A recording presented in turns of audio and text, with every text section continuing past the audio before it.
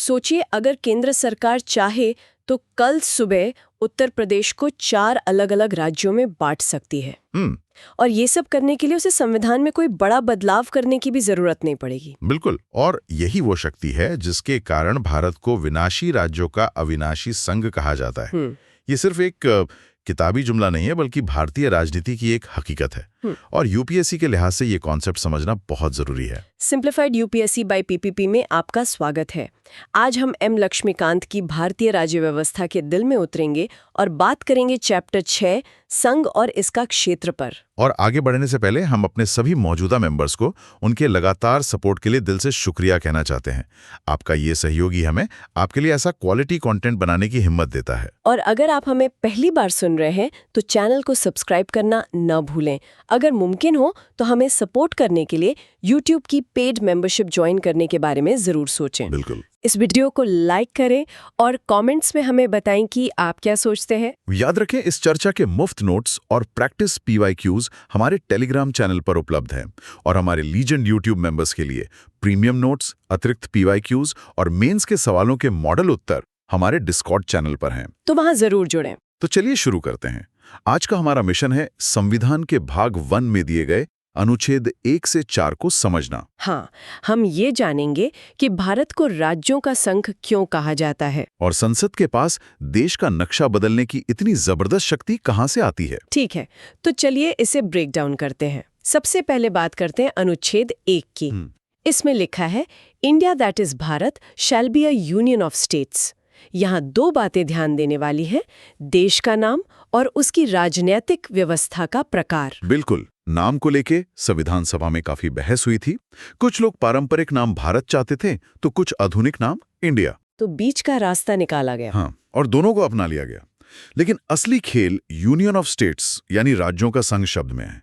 इसे federation of states यानी राज्यों का महासंघ नहीं कहा गया। और ये सिर्फ शब्दों का हेरफेर नहीं है ना, इसके पीछे गहरा मतलब है। बिल्कुल, डॉक्टर BR अम्बेडकर ने इसे बहुत साफ तौर पे समझाया था।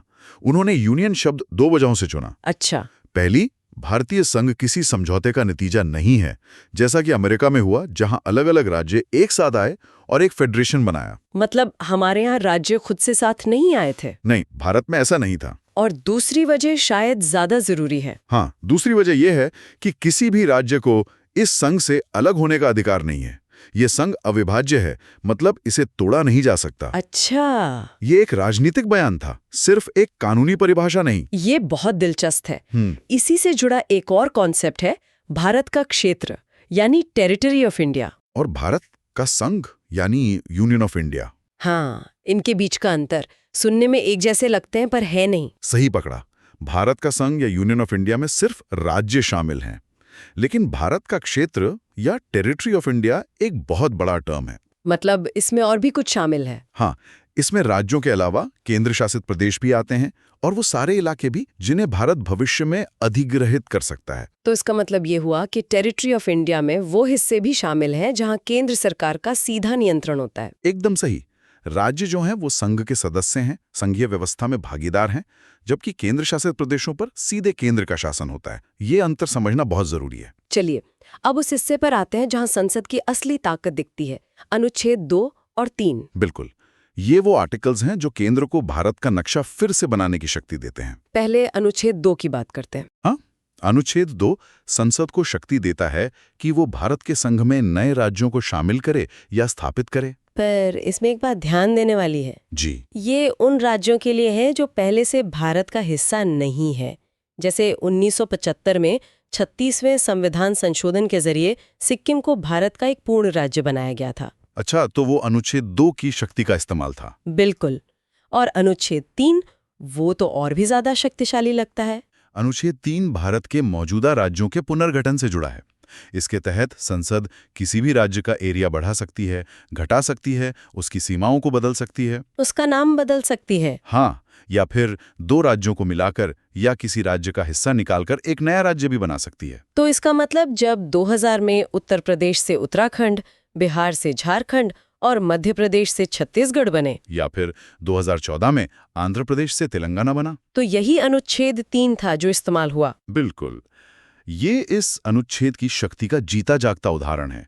लेकिन इस प्रक्रिया की कुछ शर्तें भी हैं। क्या शर्तें हैं? ऐसा कोई भी बिल संसद में लाने से पहले राष्ट्रपति की सिफारिश जरूरी है। और राष्ट्रपति उस बिल को संबंधित राज्य के विधानमंडल को भी भेजते हैं ना, उनकी राय जानने के लिए? हाँ, भेजते हैं। लेकिन देखिए, यहाँ एक बहुत बड़ा पेंच है। वो क्या? राष्ट्रपति या संसद राज्य विधानमंडल की राय को मानने के लिए बाध्य नहीं है। 1 मिनट, क्या मतलब? मतलब राज्य चाहे उस प्रस्ताव को स्वीकार करे या अस्वीकार, संसद अपने हिसाब से आगे बढ़ सकती है। तो इसका मतलब ये है कि एक राज्य की चुनी हुई सरकार और उसके लोग बदलाव नहीं चाहते, फिर भी केंद्र उनकी राय को पूरी तरह अनदेखा कर सकता है। जी हाँ। क्या ये संघवाद की भावना के खिलाफ नहीं है? ये तो एक तरह से तानाशाही जैसा लगता है। ये एक बहुत जायज सवाल है और इस पर अक्सर बहस होती है। संविधान निर्माताओं का तर्क ये था कि देश की एकता और प्रशासनिक सुविधा किसी एक राज्य के हितों से ऊपर है। उन्हें डर था कि अगर राज्यों को वीटो पावर दे दी गई तो भाषाई या क्षेत्रीय मांगों पर देश में टकराव बढ़ सकता है। इसलिए उन्होंने अंतिम फैसला लेने की शक्ति संसद को दी। तो इसीलिए कहते हैं कि भारत में राज्यों की क्षेत्रीय अखंडता की कोई गारंटी नहीं है। बिल्कुल, संसद जब चाहे उसे बदल सकती है। इसीलिए ये कहावत बनी, भारत विनाशी राज्यों का एक अविनाशी संघ है। संघ को नहीं तोड़ा जा सकता, पर राज्यों को तोड़ा, जोड़ा और मरोड़ा जा सकता है। इस पूरी प्रक्रिया को और भी आसान बनाने के लिए एक और अनुच्छेद है, अनुच्छेद 4। इसका क्या रोल है? अनुच्छेद 4 एक तरह से इस पूरी प्रक्रिया पर मुहर लगाता है। ये साफ कहता है कि अनुच्छेद 2 और 3 के तहत बनाए गए किसी भी कानून को अनुच्छेद 368 के तहत संविधान संशोधन नहीं माना जाएगा। इसका मतलब क्या हुआ आसान भाषा में? इसका मतलब ये है कि देश का नक्शा बदलने वाले ये कानून संसद में साधारण बहुमत से पास किए जा सकते हैं। साधारण बहुमत मतलब सदन में मौजूद और मतदान करने वाले 50% से ज्यादा सदस्य। इसके लिए विशेष बहुमत की जरूरत नहीं है, जो कि संविधान के मूल ढांचे को बदलने जैसे बड़े कामों के लिए चाहिए होता है, जिसमें 2/3 सदस्यों की सहमति लगती है। हाँ, तो एक तरह से देश का नक्शा बदलना संविधान के किसी मूल हिस्से को बदलने से कहीं ज्यादा आसान बनाया गया है। वाह, ये तो सच में बहुत बड़ी शक्ति है। तो ठीक है, संसद भारत के अंदर सीमाओं को आसानी से बदल सकती है जी, लेकिन क्या संसद भारत की बाहरी सीमाओं को भी बदल सकती है? क्या वो भारतीय क्षेत्र का कोई हिस्सा किसी दूसरे देश को दे सकती है? बहुत अच्छा सवाल है। और इसी सवाल ने 1960 में देश के सामने एक संवैधानिक संकट खड़ा कर दिया था, जिसे हम बेरूबारी यूनियन केस के नाम से जानते हैं। हाँ, मैंने इसके बारे में पढ़ा है। ये मामला क्या था? भारत और पाकिस्तान, उस समय पूर्वी पाकिस्तान के बीच एक समझौता हुआ। अच्छा। जिसके तहत पश्चिम बंगाल का बेरूबारी यूनियन नाम का एक छोटा सा इलाका पाकिस्तान को दिया जाना था। जब इस फैसले को लागू करने की कोशिश हुई तो इसे सुप्रीम कोर्ट में चुनौती दी गई। और सवाल ये था कि क्या सरकार अनुच्छेद 3 का इस्तेमाल करके ऐसा कर सकती है? बिल्कुल। तो सुप्रीम कोर्ट ने एक ऐतिहासिक फैसला दिया। उन्होंने कहा कि अनुच्छेद 3 की शक्ति देश के आंतरिक पुनर्गठन के लिए है, न कि किसी देश को अपना क्षेत्र सौंपने के लिए। क्योंकि किसी दूसरे देश को अपना क्षेत्र देना तो अपनी संप्रभुता का एक हिस्सा देना है, और ये काम साधारण कानून से नहीं हो सकता। तो फिर इसका रास्ता क्या था? अगर सरकार को वो जमीन देनी ही थी तो कैसे देती? सुप्रीम कोर्ट ने कहा कि इसके लिए अनुच्छेद 368 के तहत संविधान में संशोधन करना होगा। अच्छा। इसीलिए बेरोबारी को पाकिस्तान को सौंपने के लिए सरकार को 9th संवैधानिक संशोधन अधिनियम 1960 पास करना पड़ा। रुकिए, तो किसी राज्य का नाम बदलने के लिए सिर्फ एक साधारण बहुमत चाहिए? हाँ, लेकिन जमीन का एक छोटा सा टुकड़ा किसी और देश को देने के लिए पूरा संवैधानिक संशोधन करना पड़ता है। प्रक्रिया में इतना बड़ा अंतर क्यों? ये एक शानदार पॉइंट है। ये भारत की संप्रभुता और क्षेत्रीय अखंडता के मूल सिद्धांत से जुड़ा है। संविधान निर्माता देश के आंतरिक नक्शे को लचीला रखना चाहते थे, लेकिन देश की बाहरी सीमाओं को बहुत मजबूत बनाना चाहते थे। समझ गई। किसी देश को अपनी जमीन देना एक असाधारण कदम है, इसलिए इसके लिए एक असाधारण प्रक्रिया यानी संविधान संशोधन की जरूरत रखी गई।